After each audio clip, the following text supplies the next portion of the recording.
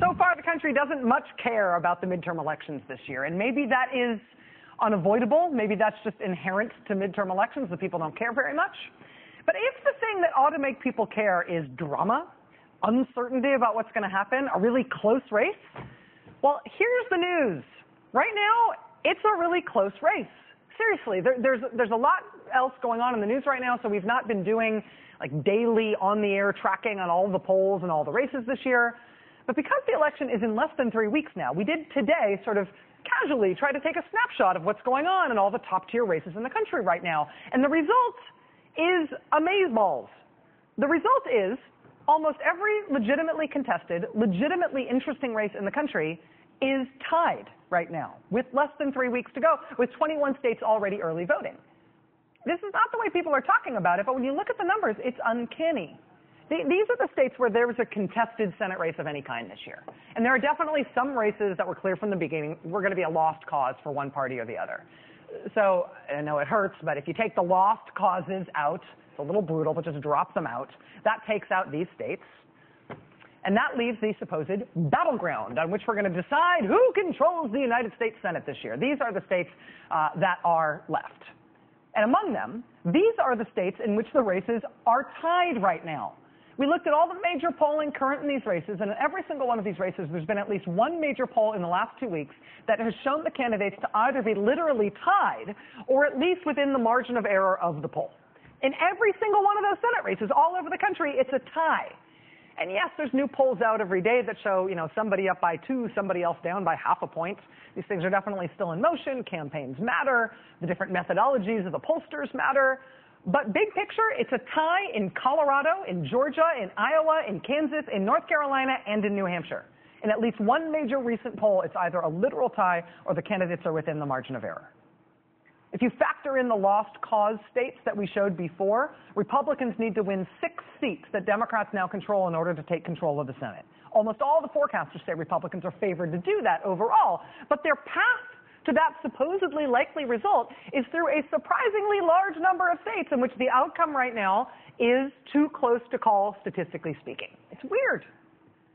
I think maybe it's because people aren't paying much attention to the elections this year, so this is like the political god's surprise attack. Like the political gods are like, oh, you don't care about this year's elections? Well, then we'll make them the most exciting elections ever. And it's not just the Senate about which this is true. The other top-tier races that are happening this year, of course, are the governor's races. These are all the states that have governor's races this year. And again, I don't mean to be harsh. Anything could happen. But there are a number of these states that you can sort of drop out because they're basically a lost cause for one party or the other. If you take out those states where the results of the governor's race is all but preordained, this is what's left. And look at how many of these states are a tie. Look. A major poll within the last couple of weeks has shown the candidates running for governor in these states to be literally tied or at least within the margin of error in the poll. And in that big picture snapshot, it's a tie in Alaska, Connecticut, Colorado, Florida, Georgia, Kansas, Maine, Massachusetts, and Wisconsin. Here's how crazy things are right now. Even in Idaho, bright red Idaho, a brand new poll out today shows a statistical tie in the governor's race in Idaho. Republican Governor Butch Otter, he leads, but his lead is within the margin of error, even in Idaho. So let's put up those two maps side by side. The tied races right now in terms of the Senate and the tied races right now in terms of the governor. Can we put them both up at once? Okay, the list of who's tied, right. Maybe nobody cares about midterm elections inherently, right, no matter what you do. And maybe even the fact that so many races are so close won't change that. But what this means in the last 3 weeks, with early voting already underway in 21 states, what this means is that governance in the United States, both around the country and in Washington, is going to be determined by really, really nuts and bolts stuff about voter turnout. Right? The very basic issue of whether or not parties and candidates can actually get their voters to the polls. And in addition to that, when races are this close, when there are this many tied races, it becomes newly important to pay attention to issues like voter suppression. So in the state of Georgia right now, both their Senate race and their governor's race are literally both tied. Not even just within the margin of error, they're both tied.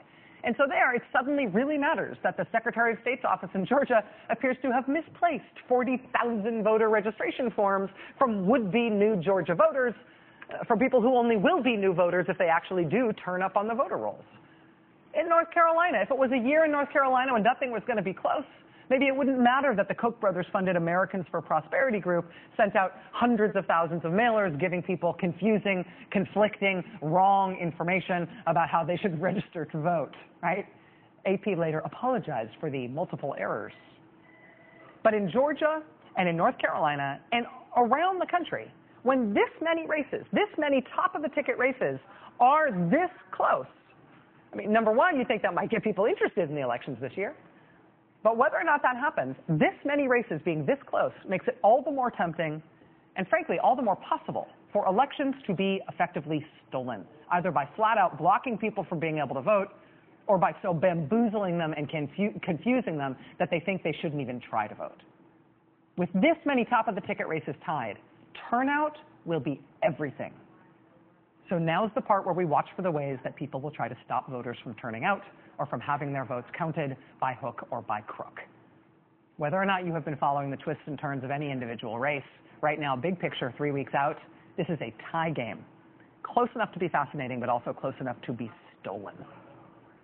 Watch this space. Watch this very, very contested space.